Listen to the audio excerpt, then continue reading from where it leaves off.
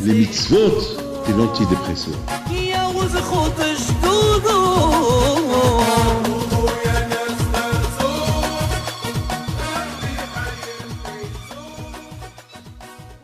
Du Shut Moreh vers Rabotai avec la permission d'Hachem, on approche malheureusement Tisha B'Av.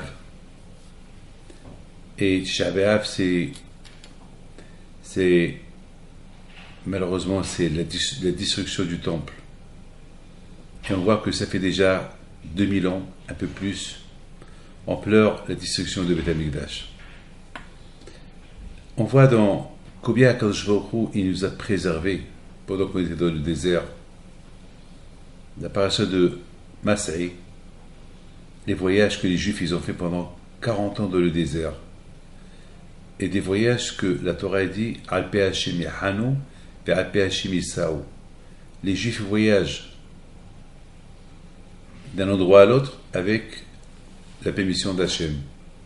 Tant que Hachem ils disent ne voyagez pas, alors les bénis Israël vont rester là où ils sont. Et lorsque Hachem dit camper, ils vont camper. Parfois les bénis Israël vont voyager pendant 2 jours, 3 jours. Vous vous rendez compte des jours de marche sans s'arrêter. C'est inimaginable. Ils étaient infatigables. C'est Hachem. Donc Hachem, quelque part, c'est quoi? Qu'est-ce qu'on apprend d'ici? Quoi? Vous voyez aujourd'hui que les gens, lorsque quelqu'un décide de partir quelque part, il part. Alors, on va se poser la question, comment, à l'époque, pendant 40 ans dans le désert, les Juifs, ils ne pouvaient pas décider leur sort eux-mêmes. C'est Hachem qui va leur dire, voyager. C'est Hachem qui va leur dire d'arrêter, camper, et ils peuvent camper, et 5 minutes plus tard, Hachem leur dit, allez, repartez. C'est la folie. Repartez encore une fois. Il faut encore repartir. Alors qu'aujourd'hui, chacun, il décide quand il veut, il voyage quand il veut, et on se pose la question. Alors, pourquoi Akadosh Baruch Hu, il a fait est-ce que tous les voyages des bénis Israël dans le désert, ils devaient être selon la volonté d'Hachem. Et malheureusement, aujourd'hui, on n'a rien. Mes amis, écoutez très bien ce que je vais vous dire. C'est vrai qu'aujourd'hui, chacun, il fait ce qu'il veut. Mais sachez qu'il faut toujours prier à Akadosh Baruch Hu, parce qu'aujourd'hui, on n'a pas des prophètes aujourd'hui qui nous disent quand voyager, quand ne pas voyager. Regardez les conséquences aujourd'hui. Beaucoup de fois, les gens ils voyagent, ils ne retournent plus.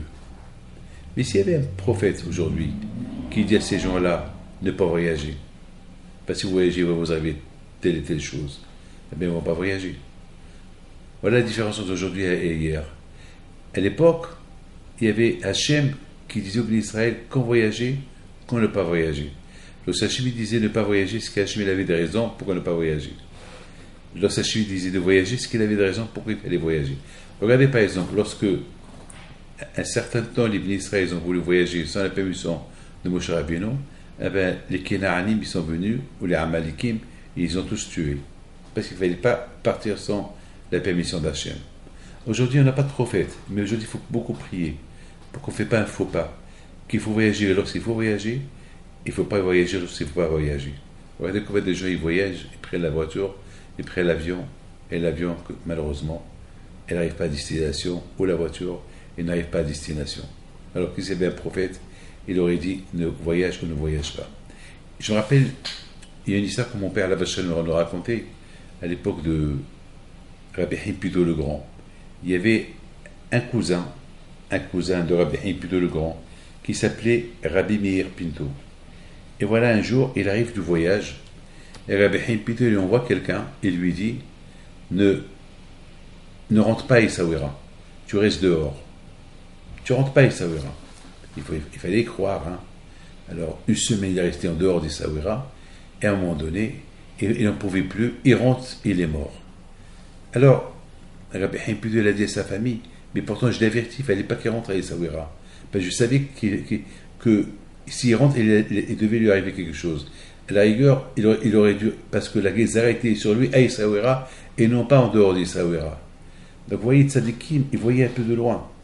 Par exemple, il y a beaucoup des fois des gens qui devaient se réveiller pour voyager quelque part et ils ne se sont pas levés, donc ils n'ont pas voyagé, ou ils n'ont pas pris la voiture, ou le bus, ou le train, ou l'avion, et après on a entendu, il est arrivé quelque chose à l'avion, ou le train, ou à la voiture, et ceux qui étaient là-bas, ils sont tous partis. Vous voyez, c'est Hachem qui décide. Donc la Torah, elle veut nous apprendre quelque chose. C'est vrai qu'à l'époque, il y avait Hachem qui disait voyager ou ne pas voyager. Mais après les voyages, ils ne vont plus dépendre de la Kadosh Baruch Hu. Les voyages vont dépendre à la décision personnelle de la personne. S'il décide de voyager ou il décide de ne pas voyager. Mais plus important est que la personne doit toujours prier à Kadosh Baruch Hu. Est-ce que c'est le moment de voyager? Et ce n'est pas le moment de voyager. Et c'est la raison pourquoi on fait Tfilat derrière pour réussir. Vous voyez, mes amis, dans la paracha de Massaï, on raconte tous ces voyages que les Bnei Israël ont fait. Vous imaginez tous ces voyages qu'ils ont fait dans le désert, d'un endroit à l'autre, jusqu'à qu'ils sont entrés en Israël et ils sont restés tranquilles. Mes amis, aujourd'hui, ça fait des milliers d'années qu'on est en dehors. On est en exil, d'un pays à l'autre. On voyage, on ne sait même pas où on est. On est en France, notre tête, elle est en Israël. On veut partir en Amérique, on veut partir en Australie. Je ne voudrais pas d'honneur. Je reçois des gens je ne comprends plus. Les gens, ça fait 20 ans que je n'ai pas entendu des gens qui veulent voyager, qui veulent quitter la France. Et aujourd'hui, j'entends. Vous savez, c'est mon rôle de déconseiller les gens de ne pas voyager. C'est mon rôle. Et celui qui veut partir quelque part, il faut qu'il réfléchisse. Il faut pas. C'est vrai. Ils ont des problèmes, mais il faut bien réfléchir. Il ne faut pas prendre des décisions, quitter la France, aller ailleurs, et après tu regretter pour retourner encore plus pauvre qu'avant. Non. Il faut prier à Hachem, et c'est la volonté d'Hachem de voyager ou non. Il faut prier à Kadosh Baruch Hu. Il ne faut pas prendre des décisions, ça y est. Et surtout aujourd'hui, les gens, ils ne savent même pas où aller. Ils veulent partir là. Alors, les gens en Amérique, aussi veulent partir. Les Américains, ils veulent venir en France ou en Israël. Les Français veulent partir en Amérique ou en Israël. Oui. Et là, vous allez vous rencontrer des gens de l'extase chez Bishmor, les Juifs errants. On dirait, le Juif, il est, je ne sais pas. Je ne veux pas dire qu'on est maudit, que Dieu préserve. Je ne veux pas dire qu'on est maudit à l'exil. Mais vraiment, on ne sait pas où aller. Avant, on était au Maroc. On a quitté le Maroc, on est venu en France. Et ceux qui sont partis en Israël, ceux qui retournent au Maroc. Vous vous rendez compte? Après 50 ans qu'ils ont quitté le Maroc, ils retournent au Maroc. Il y a les Marocains qui... Je ne comprends plus. Je ne sais pas. Il y a un balagan total. Il faut toujours prier à Kadosh Baruch Hu. Hachem, aide-moi là où c'est bien pour moi. C'est tout. Il faut prier à Kadosh Baruch Hu. Il faut que mon départ de la France, ou mon départ d'Israël, ou mon départ de l'Amérique, ou mon départ de l'Australie, ou mon départ de n'importe quel coin dans le monde, il faut que ce soit Alpé Hachem. Il faut que Hachem m'aide à prendre la décision. Comme nos parents, lorsqu'ils étaient dans le désert, ils prenaient, c'était pas eux qui prenaient des décisions, c'est Hachem qui prenait des décisions pour eux, c'est Hachem qui décidait où est bien pour eux d'aller, où est bien pour eux de ne pas y aller. Et tout était calculé avec l'aide d'Hachem. Donc, mes amis, là aussi, aujourd'hui qu'on est en exil, on est plus exposé encore à l'exil, mais on ne sait pas où s'exiler, où aller. C'est où le mieux pour nous? C'est où le mieux pour nous? J'ai vu que pendant la Shoah, la Hongrie était presque le dernier pays que les nazis n'ont pas touché. Et justement, avant que les Alliés ont gagné la guerre, les nazis ont éliminé plus de 500 000 juifs en Hongrie. Alors que les juifs de l'Hongrie, ils croyaient qu'ils étaient à l'abri. Alors les juifs qui pouvaient se sauver de gauche à droite, ils allaient en Hongrie pour être sauvés. Et là-bas, en un mois, les nazis ils ont envoyé plus de 145 trains pleins de juifs à Auschwitz. C'est de la folie. Ça veut dire qu'on ne peut pas savoir où on est bien, on ne sait pas. Il faut prier à Hachem. Comme nos parents qui étaient dans le désert, ils dépendaient d'Hachem. Là où on est, aujourd'hui on est en exil, si on est dans le désert. Même avec toute la technologie qu'il y a aujourd'hui, avec tout ce qu'il peut y avoir aujourd'hui, il faut savoir qu'on ne dépend que de Hakadosh Baruch Hu. Et c'est ça la paracha. Toujours cette paracha de Massaï, elle est toujours elle tombe toujours avant ou après Tisha B'Av. Elle nous rappelle les grands voyages du judaïsme dans le désert. Aujourd'hui, qu'on appelle le Beth Amikdash, c'est les grands voyages de 2000 ans. On était au Maroc, on était en Espagne, on était en Syrie, on est parti à gauche et à droite, et voilà maintenant, on est un peu éparpillé partout. Et même maintenant qu'on a cru que, voilà, maintenant on est un peu dans la tranquillité, et voilà encore l'exil recommence encore, et les Juifs encore, ils ne savent pas quoi faire. Et voilà, comme il y a un mois dans le Figaro, c'est écrit dans le Figaro, en première page, le grand départ des Juifs français à l'étranger. Les Juifs qui quittent. J'ai jamais été choqué. Le journal Le Figaro, en première page, en grand, le titre du journal, c'était les Français les Juifs de France qui quittent la France. On ne sait pas pourquoi. Chacun il a des raisons pourquoi, on ne sait pas pourquoi. Mais, bien sûr, c'est encore l'exil. Mais quand même, il faut prier à Kadosh. Est-ce que c'est bien pour nous de rester en France? Et c'est pas bien pour nous? Je ne sais pas, mais il faut prier. Nous, l'arme juive, c'est la prière. Il faut prier à Kadosh Baruch Hu. Comme c'est écrit, lorsque les Israël, ils ont quitté l'Égypte, c'est avec l'ordre d'Hachem qu'ils ont quitté l'Égypte. Ils ont réussi à la fin, ils ont reçu la Torah. Hachem leur a dit, allez-y tout droit. Ils arrivent à la mer. Et voilà, bien, ils sont choqués.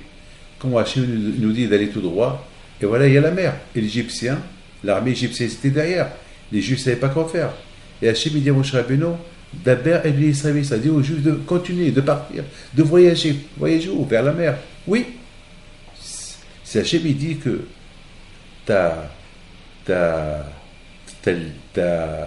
tu seras sauvé, ta vraie libération, c'est en allant dans la mer. Eh bien, il faut écouter. Eh bien, c'est ce que les Juifs ils ont fait.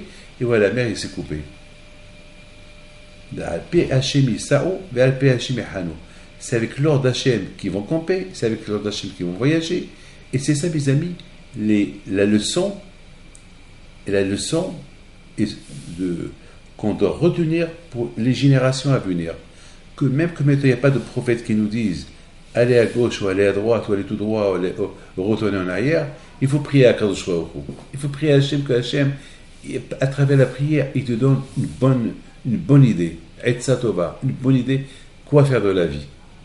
Et c'est pas, il faut pas écouter ton instinct, parce que tout le monde y voyage, moi aussi je vais partir. Non, il faut prier à Hachem. Jusqu'à que vraiment, jusqu'à quoi quand il met dans ta tête qu'il faut y aller, il n'y a pas d'autre solution. Mes amis, je voudrais simplement vous dire, par exemple, on est dans la paracha il y a une paracha qu'on a lue il y a quelque temps, la paracha de Bil'am. Cette paracha de Bil'am, il dit une phrase extraordinaire. Il dit que la force des Juifs, c'est quoi? C'est quoi la force des Juifs? Bagoïm le Yithashev. Il voit l'union de Am Israël, l'union du peuple juif.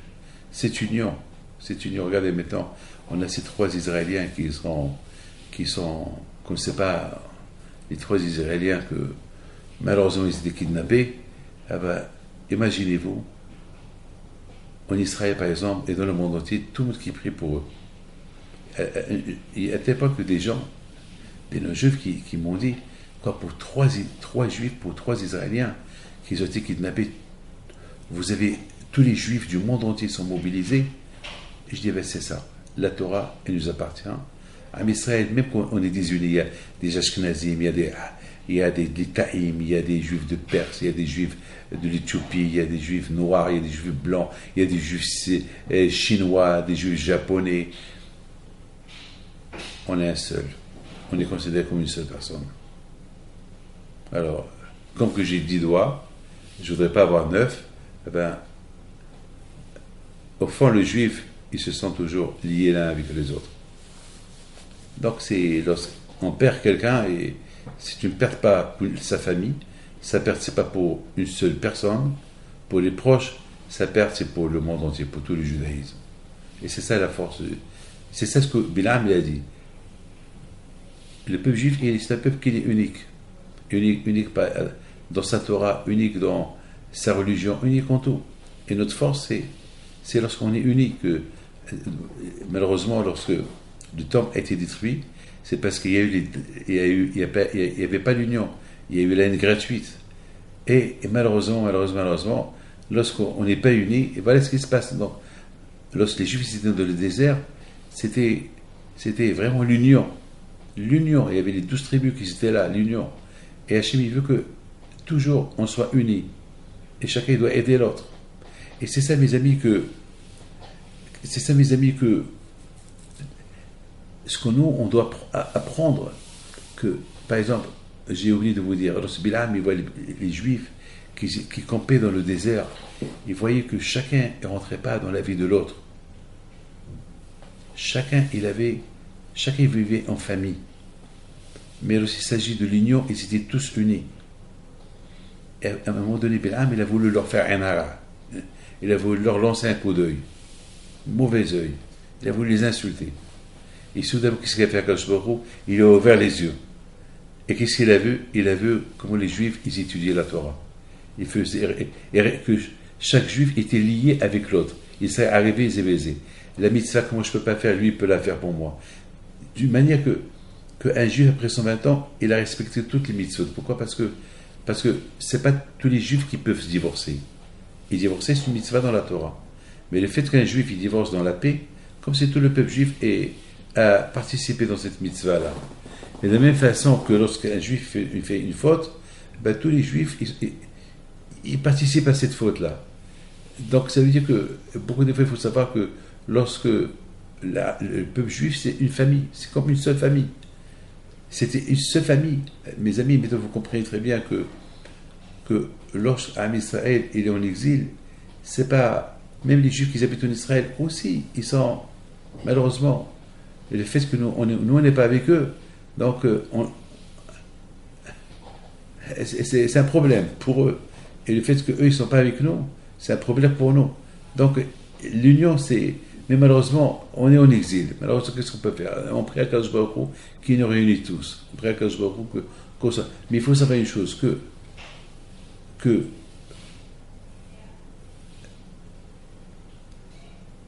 Bilam dit qu'il y a un lebadad, un peuple unique. Ishkon, un peuple unique. Là où ils sont, qui sont en Israël, qui sont à l'étranger, là où ils sont uniques. Ils sont seuls, ils sont comme un seul peuple. Mais à Rabotaï, il faut savoir une chose. On ne peut pas être un seul peuple sans la Torah. De la même façon que c'est la Torah qui nous réunit. C'est le judaïsme qui nous réunit tous. C'est le judaïsme qui nous réunit. Et c'est la raison pourquoi, malheureusement, aujourd'hui, qu'on est en exil, il faut bien prier à Akadosh Baruch Hu, non seulement qu'il nous réunit tous avec Mashiach, mais qu'au moins Akadosh Baruch Hu nous aide à prendre des bonnes décisions là où on veut aller. Ouais, je vois beaucoup d'Israéliens qui quittent Israël pour aller en Amérique. Allez-y en Amérique, vous avez trouvé des centaines de milliers d'Israéliens là-bas. Donc vous voyez que l'exil, malheureusement, il est là. Donc on a besoin de bien mettre que Hachem nous envoie Mashiach pour qu'il nous réunisse. Mes amis, il faut savoir une chose. Akadosh Baruch Hu, il a montré à Bil'am comment Am Israël, parce que Bil'am, lorsqu'il a vu cette union dans Am Israël, il a voulu faire une hara. Vite, Akadosh Baruch Hu, il a montré à Bil'am l'arme contre la hara, la Torah. Il lui a montré comment les Juifs étudiaient la Torah. Il lui a montré que cette union que tu vois chez les Juifs, c'est par rapport à la Torah. C'est la Torah qui réunit les Juifs. Mais malheureusement, lorsqu'il n'y a pas la Torah, il y a la désunion. Il y a la désunion. Lorsqu'il n'y a pas la Torah, malheureusement, il y a la désunion. Mes amis, il faut savoir une chose. Je me suis toujours posé la question. Combien il faut beaucoup faire attention. La seule chose qu'elle casse l'union, c'est lorsqu'il y a un intérêt personnel. C'est quoi un intérêt personnel? Par exemple, je ne veux pas aider mon ami parce que je ne veux pas l'aider parce que si je l'aide, il va réussir. Alors je pense à ma réussite, à moi plutôt qu'à sa réussite. C'est ce qu'on appelle Ain Ra, Nigia Ishit, un intérêt personnel. Parce que quelqu'un me pose une question, Rabbi David, je vous pose une question, j'ai bien envie d'ouvrir une yeshiva pas loin de la rue du Plateau, ou bien pas loin de là où j'ai des yeshivot. Si je lui donne un conseil, comment il va ouvrir, il va être mon concurrent. Je lui dis, tu sais, n'ouvre pas à côté de moi, et il n'y a pas beaucoup de monde, va ailleurs. C'est pas beau ça. Alors, si vraiment l'union, ça fait quelque chose pour toi, eh ben, il faut dire pourquoi pas. La clientèle, elle est pour tout le monde. Je dois pardonner, je ne suis pas jaloux. Moi, je suis quelqu'un qui n'est pas jaloux. Lorsque les rabbins réussissent, je suis content pour eux. Et lorsque les gens pour que je les aide. Et beaucoup de fois, des gens me disent, mais attends, mettons, même tu as les donateurs qui te donnent, mettons que tu les vois dans d'autres soirées et tu les encourages à donner, ils ne vont pas te donner. Ah, je dis, écoute, ils ne vont pas me donner. Ah, je vais m'envoyer d'autres qui vont me donner. Il faut avoir Aïn Tova. C'est ça. La Torah, ce n'est pas pour moi, la Torah, c'est pour nous tous. C'est ça l'union. Il ne faut pas voir que la Torah, il faut que ta yeshiva seule réussit. Et pas les autres yeshivot. La Torah, c'est une seule. La Torah, c'est pour nous tous. Il faut, là où il y a la Torah, là où il faut la propager. C'est ça l'union. La Torah, elle est réunie. Mais il ne faut pas voir dans la Torah comme une concurrence. Ah, celui-là, il va ouvrir à côté de moi, c'est la concurrence. Non. C'est vrai, au fond, ça fait du mal. Mais si vraiment tu aimes Dieu et tu aimes la Torah, eh bien, peut-être il va faire du travail mieux que toi. Pourquoi pas? Peut-être si toi, tu n'as pas réussi à apporter beaucoup d'éléments à la communauté juive, peut-être celui-là qui va s'asseoir à côté de toi, il va l'apporter. Alors aide-le. Et c'est ça, mes amis. Moshe Rabbeinu Alav Shalom, lorsque on est venu dire qu'il y a des gens qui sont devenus prophètes, alors Moshe Rabbeinu il a dit, ah bon, ils sont devenus prophètes? Alors il a dit, pourvu que tous les juifs ils sont prophètes. Moshe Rabbeinu aurait pu dire quoi? Il y a des gens qui sont prophètes, c'est quoi? Ils veulent prendre ma place. Mais c'est moi qui... Non, il était content, il dit, eh ben c'est bien, laisse-les. Eh ben, je suis heureux, je suis content qu'ils soient des prophètes. Pourvu que tout le peuple d'Israël devienne des prophètes. Voilà Moshe Rabbeinu, voilà l'union, voilà l'union. L'union, c'est ça. C'est ça. Il faut savoir que c'est ça. Mes amis, on est en exil, on est dans les voyages. Et le fait qu'on est dans l'exil, c'est qu'on n'est pas unis. C'est tout. Ne cherche pas trop à savoir.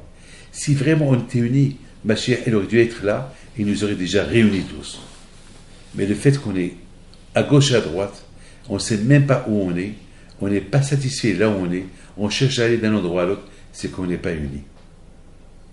Et si on n'est pas unis, c'est que malheureusement la Torah, elle ne nous a pas réunis. Pourquoi la Torah ne nous a pas réunis? Parce qu'on n'étudie pas bien la Torah.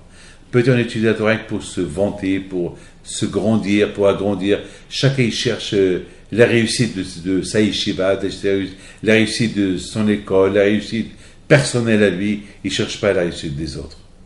En ne cherchant pas la réussite des autres, il ne cherche pas la réussite du bon Dieu. Je répète, lorsqu'on ne cherche pas la réussite des autres, donc on ne cherche pas la réussite du bon Dieu. Parce que la réussite des autres, c'est la réussite du bon Dieu. Parce qu'ils peuvent peut-être faire du beau travail. Mes amis, maintenant on comprend Korah. Dans tes mains, c'est quoi Korah? Korah, il a dit,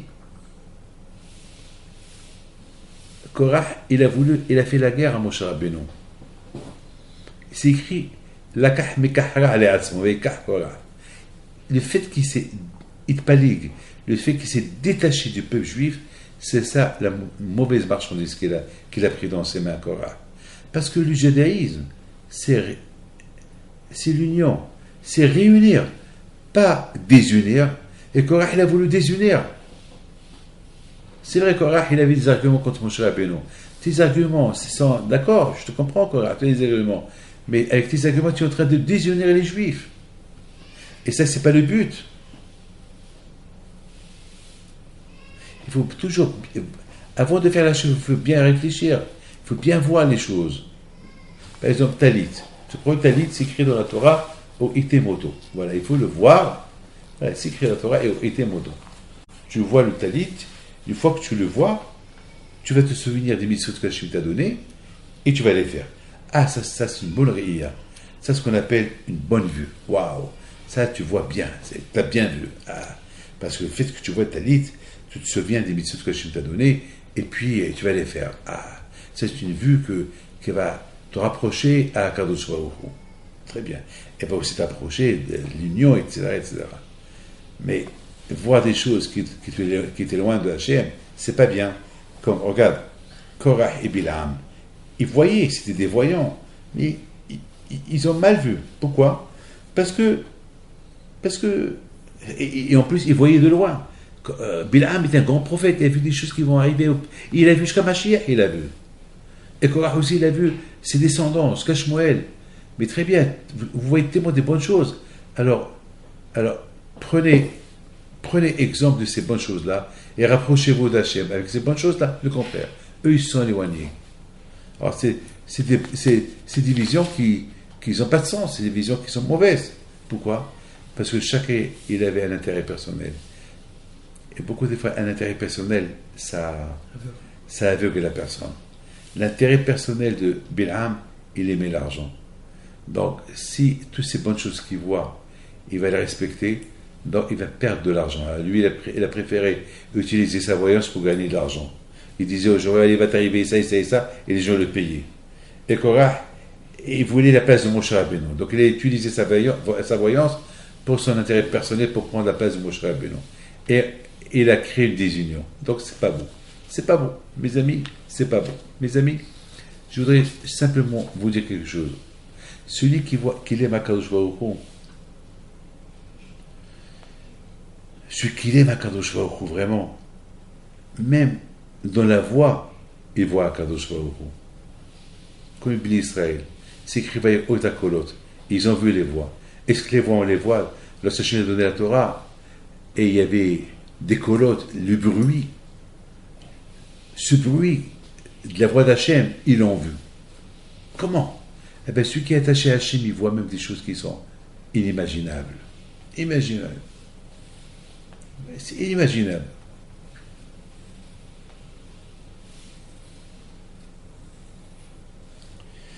Mes amis, je voudrais simplement vous dire une chose. Quelle est la raison pourquoi Akadosh Baruch Hu veut qu'on s'exile pour la Torah?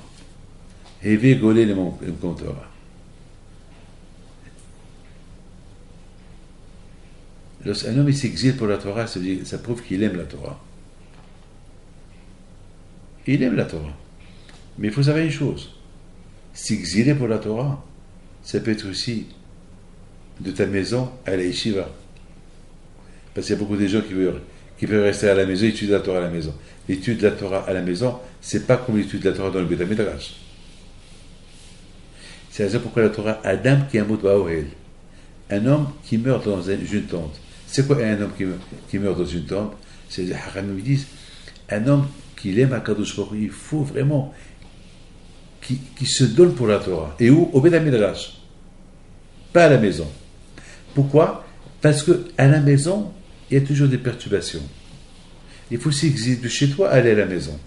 Parce que l'étude de la Torah à la maison, il n'est pas comme l'étude de la Torah lorsque tu es au Beth Midrash. Parce que Beth Midrash, je suis au Beth Midrash. Adam qui amut ba'ohel. Et c'est la raison pourquoi, combien on apprend de Abraham Avinu alav shalom. Et vous savez, lorsque je quitte chez moi pour aller au Beth Midrash, écouter un cours, étudier, ça veut dire que je m'annule devant Akadosh Baruch Hu. Je m'annule devant Hachem. Voilà, le Beth Midrash, ça s'appelle Hatzot Bet Hachem. Le Beth Midrash s'appelle la maison d'Hachem. Et le fait que je quitte chez moi pour aller au Beth Midrash, c'est-à-dire je m'annule. Je laisse tout le confort que j'ai à la maison pour aller où? Pour aller au Beth Midrash, pour aller là où il y a Dieu. Donc je m'annule devant Akadosh Baruch Hu. Ça, je m'exile de chez moi. Ça, c'est quelque chose. C'est comme ça qu'on prouve qu'on est annulé devant Akadosh Baruch Hu. Comme par exemple, Abraham Avinu. Écoute bien ça. Au Sachim dit à Abraham, prends ton fils et sacrifie-le à Aramoria. Pourquoi Hachem n'a pas dit à Abraham, prends ton fils et sacrifie-le à Hebron? Là-bas. C'est pas la peine de le prendre à Aramoria. Et de plus, je vais vous dire quelque chose. Vous savez que si Hachem veut, il peut apporté le Haram Moria jusqu'à Hebron. On a vu que c'est Hachem, il peut tout faire. Le Hachem, il a voulu donner la Torah, toutes les montagnes sont venues chez Akadosh Baruch Hu, dans la Torah son nom. Toutes. Lorsqu'ils ont vu que Hachem il a voulu donner la Torah dans le désert du Sinaï, toutes les montagnes sont venues dans le désert du Sinaï. Et Hachem il a dit non, moi je veux que le mont Sinaï, celui-là. Donc là aussi, si vraiment Hachem, il veut que Abraham il sacrifie son fils, eh bien qu'il lui dit, sacrifie-le à côté de chez toi. Voilà, je vais t'apporter le mont de Moria à côté de chez toi, et tu le sacrifies là-bas. Pourquoi? Il lui a dit, il lui a donné à aller 3 jours de route. 3 jours, pourquoi? Eh bien justement, c'est Hachem, il a voulu montrer au monde comment Abraham Abinu, il aimait Akadosh Baruch Hu. Il aimait Akadosh Baruch Hu, ça veut dire qu'il avait un laps de 3 jours. 3 jours de voyage. 3 jours de guerre avec le Yetzirah. 3 jours qu'il se disputait avec lui-même. Je fais pas. Comment? Le bon Dieu il me dit que de Yitzhak, tu vas avoir une génération, et après, mettons que Yitzhak il a presque 34 ans, il me dit de l'égorger, c'est pas logique, c'est pas normal. Et malgré tout, on a vu que Hachem, il a voulu nous montrer combien Abraham, il aimait Akadosh Baruch Hu. Il aimait dans cette épreuve-là de 3 jours d'épreuve. 3 jours d'épreuve. 3 jours d'épreuve. Il a fait exiler de chez lui à la montagne de Moria. Et c'est écrit que lorsque Abraham, il est arrivé de loin, Bayar et Tamakom Merachok. Il a vu l'endroit de loin. C'est quoi il a vu l'endroit de loin? Quelque part, il se dit, entre toi et moi, tu ne peux pas dire que c'était loin, puisqu'il est arrivé. Il est arrivé. Ça veut dire qu'il voyait dans sa tête, c'est très loin. C'est très loin. C'est impossible ce que Hachem me demande. Mais pour toi, Hachem, la Shrena, je la vois partout. Pour toi, je fais tout. Même que la chose, elle est loin de la sagesse. Elle est loin de comprendre, de sacrifier ton propre fils, celui que de lui vont sortir le peuple juif. Et Abraham, il est vieux. S'il le sacrifie, il n'y a plus de peuple juif. Malgré tout, Abraham était prêt à le faire. Hachem, il a fait exiler Abraham de chez lui à 3 jours de route.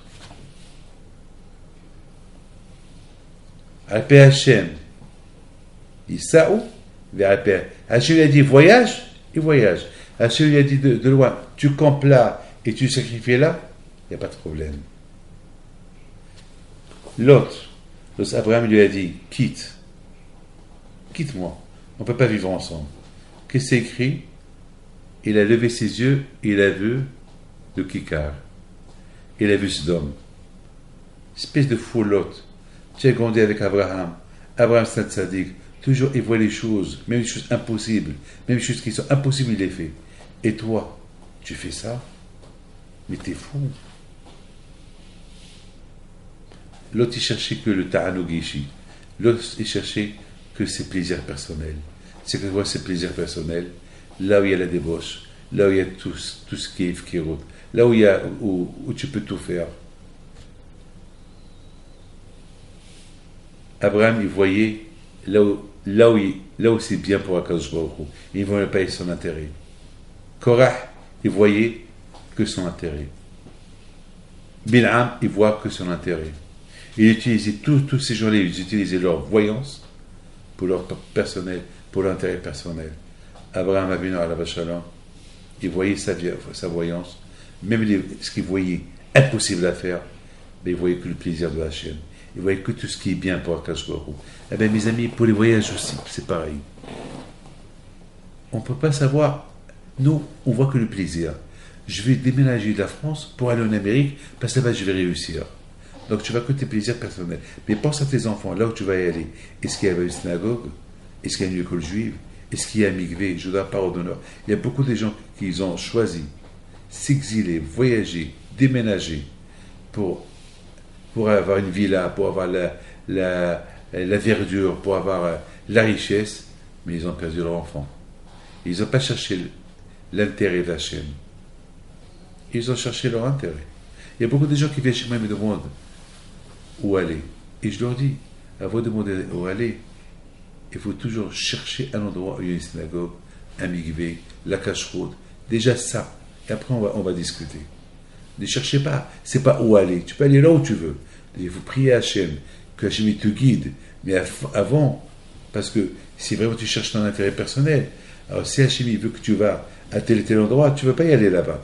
Pourquoi? Parce que tu cherches ton intérêt personnel.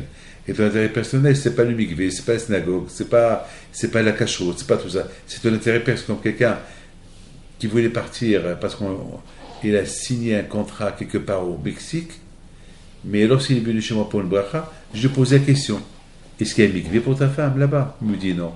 Il y a une école pour les enfants? Il m'a dit non. Il y a la cache-route? Il m'a dit non. Je lui ai dit: qu'est-ce que tu vas faire là-bas? Mais c'est quoi sa réponse? Ben là-bas, je vais gagner de l'argent. Quoi? Tu vas t'exiler d'Israël, de la France, de l'Amérique, un endroit inconnu dans le judaïsme que pour l'argent. Donc tu cherches que ton intérêt personnel. Donc ça va pas réussir, tu vas perdre. On voit que pendant 40 ans dans le désert, les Juifs, ils ne cherchaient pas. Il a éduqué les Juifs que tout ce qu'ils doivent faire dans leur vie, ça doit être uniquement selon la Torah. Les voyages, camper, déménager, tout avec la Torah. Maintenant, même qu'on n'a pas des prophètes qui nous disent où aller, à nous d'être des prophètes pour soi-même. À nous de voir, est-ce que là où je vais aller, est-ce qu'il y a là-bas une synagogue? Est-ce qu'il y a là-bas une école pour les enfants? Est-ce qu'il y a là-bas le mikvé? Est-ce qu'il y a là-bas la vie juive? C'est pas la peine de s'exiler pour rien. Il faut se renseigner, il faut demander. Donc, surtout maintenant qu'on est en exil, maintenant on ne sait pas, dans le monde, on est dans un monde très ouvert. Et les Juifs, ils sont appelés à voyager on a Alaska, à gauche, à droite. Il faut savoir où aller. Mes amis, que Akadosh Baruch Hu, il vous donne à vous tous bracha v'atzlacha k'neratson. Et je voudrais simplement finir en deux mots. Deux mots et finir en deux mots ce que je vais vous dire. Je voudrais simplement que vous rappeliez qu'à Shavuot, la fête de Shavuot, on compte les jours et les semaines. Ou pas? Alors je voudrais vous poser une question. Pourquoi la Torah dit qu'il faut compter 7 semaines? Il faut compter 7 semaines et 50 jours. Vous sfatem lachem, Sheva Shabbatot, Hamishim Yom, 50 jours, 7 semaines. Je n'ai pas compris. Pourquoi on doit compter et les semaines et les jours? Si Hachem dit qu'il faut compter 7 semaines, on sait c'est 50 jours. Si Hachem nous dit de compter 50 jours, on sait c'est 7 semaines. Alors pourquoi la Torah nous dit 50 jours et 7 semaines? Pourquoi? En plus on dit aujourd'hui Hayom, 33 jours et après on dit combien de semaines? Pourquoi tout ça? Pourquoi? Voilà, c'est une question que je me suis posée. Pourquoi la Torah ne dit pas Tispiru Hamishim Yom ou Tispiru Sheva Shabbatot? Et la deuxième question, pourquoi cette fête on l'appelle Shavuot? Pourquoi on l'appelle Shavuot, la fête de Shavuot? Qu'on l'appelle la fête des semaines? Non, pardon, la fête des jours. Ou pas? La fête des jours. Et j'ai pensé, j'ai dit, écoutez bien ce que j'ai dit. J'ai dit Shavuot, c'est beau ce que je vais vous dire. Lorsqu'on dit Shavuot, une semaine, Shavuot tout de suite, Shavuot c'est Sheva. Sheva c'est 7. Lorsqu'on dit une semaine, ça veut dire Shabbat. Parce que toute la semaine, elle est basée sur le Shabbat. On travaille toute la semaine pour arriver au Shabbat. Toute la semaine, elle est bénie grâce au Shabbat. Shavuot, c'est une semaine. Shavuot, c'est les mêmes lettres de Sheva. 7. 7, c'est Shabbat. Et c'est grâce au Shabbat que la semaine, elle est bénite. On sait très bien que David HaMelech, alav shalom, il est né, il est mort à Shavuot. On sait très bien combien David HaMelech il aimait la Torah. On savait que David HaMelech il a vécu 70 ans. 70 ans. Donc, 70 ans, c'est quoi? C'est 70 ans qui veut dire, c'est le petit chiffre, c'est 7. 70, c'est le chiffre 7. On doit toujours se rappeler, lorsque Shabbat il arrive, on se rappelle qu'il y a eu 6 jours qui l'ont précédé. Et c'est quoi ces 6 jours-là? C'est ces jours-là dont le monde a été créé. Hachem a créé le monde en 6 jours et le Shabbat il s'est reposé. Ou pas? Et pourquoi Hachem a créé le monde? Pour la Torah. Donc ça veut dire que. Ça veut dire quoi? Ça veut dire que Hachem a créé le monde entier pour Shabbat. Shabbat il s'est reposé. Il dit Bili Shai, quelqu'un qui n'a pas le temps d'étudier pendant toute la semaine, au moins le Shabbat il étudie la Torah. Le Shabbat, Hachem nous a le Shabbat pour pouvoir étudier la Torah. Ce que j'ai pas pu étudier pendant la semaine, je le complète pendant le Shabbat. Mais vous comprenez pourquoi maintenant, Akadosh Baruch Hu, c'était important pour lui de et n'oublie pas ça. Le monde a été créé en 6 jours et le Shabbat il s'est reposé. Ou pas? Et le Shabbat il s'est reposé. Hachem il veut. Et le Shabbat il s'est reposé. Et on sait très bien que à Shavuot David Amelech il est mort. On sait très bien que grâce au Shabbat que Adam Arishon n'est pas mort. Le Hachem a dit à Adam Arishon ne faute pas, ne mange pas cet arbre-là, de cet arbre, et lui il a mangé. Donc Adam Arishon il devait mourir et c'est Shabbat qui a prié pour Adam Arishon pour qu'il ne meure pas. Donc mes amis, Shavuot, lorsqu'on calcule les semaines, c'est pour une seule raison. C'est pour une seule raison. Pour que tu saches que les jours de la semaine, ils ont été créés grâce au Shabbat. C'est pour ça qu'on compte les semaines, Shavuot, et la Torah a été donnée à Shavuot, et c'est pour ça qu'on compte les jours. Pour dire que les jours, c'est eux, que ces jours-là que tu vis, ces jours-là que tu vis et dont tu travailles, c'est grâce au Shabbat que Hachem a créé ces jours. Donc c'est la raison pourquoi la fête de Shavuot, qui est la fête de Matan Torah, et on parle et des semaines, et on parle et des jours. Si on parle des semaines, c'est Shabbat. Shavuot, c'est une semaine, c'est Sheva, c'est le Shabbat. Pour te rappeler, c'est grâce au Shabbat que les semaines, que les jours ont été créés. Et s'il n'y avait pas les jours, il n'y aurait pas eu le Shabbat. Ou pas? Parce que s'il n'y a pas 1, 2, 3, 4, 5, 6, il ne peut pas avoir le 7. Vous avez compris? Ici, il n'y a pas le 7, il ne peut pas avoir 6, 5, 4, 3, 2, 1. Et c'est ça qui forme que Akadosh Baruch Hu, il veut qu'on calcule et les jours et les semaines. Pour nous dire que les jours, c'est grâce aux jours, il y a eu Shabbat, et pour te dire que grâce au Shabbat, que les jours, il y a. C'est pour ça qu'on doit compter et les jours et les semaines. Pourquoi je vous dis tout ça? Et je termine. La raison, elle est simple. Pourquoi je dis tout ça? La raison, elle est simple. Combien l'homme, il doit avoir les yeux ouverts. Il doit avoir les yeux ouverts. Parce que s'il ne réfléchit pas à toutes ces choses-là, il risque de penser à autre chose, des mauvaises choses. Il faut bien voir les choses. C'est vrai, voilà, on s'est posé la question, et pourquoi ça, et pourquoi? À 15 jours, il a donné, il y a une vision, bien voir les choses. Bien voir les choses. Qui est le premier qui a été exilé? Adam. Il a été exilé de Nard, il a été exilé de Gan Eden. Et c'est la raison pourquoi Akadosh Baruch Hu, c'est la raison pourquoi et il a été chassé de Gan Eden Adam Arishon.